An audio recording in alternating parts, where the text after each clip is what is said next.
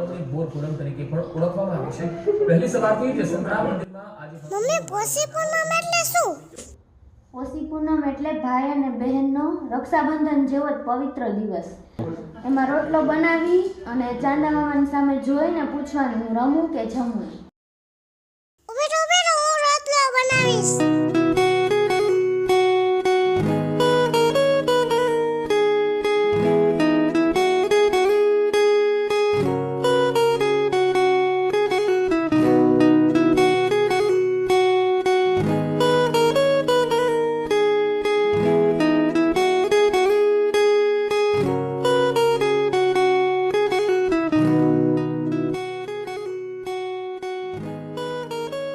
Mummy આમ જો.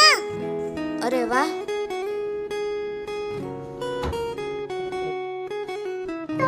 ચાલો કર હવે. અને કહેવાય ઓરિજિનલ બિસ્કિટ.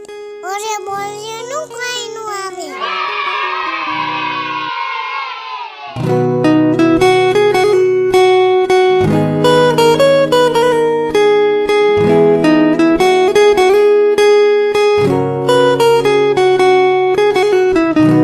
પોષી પોષી પૂનમડી પોષી પોષી પૂનમડી અગાસીએ રાંધાન, આકાશી રાંધાન.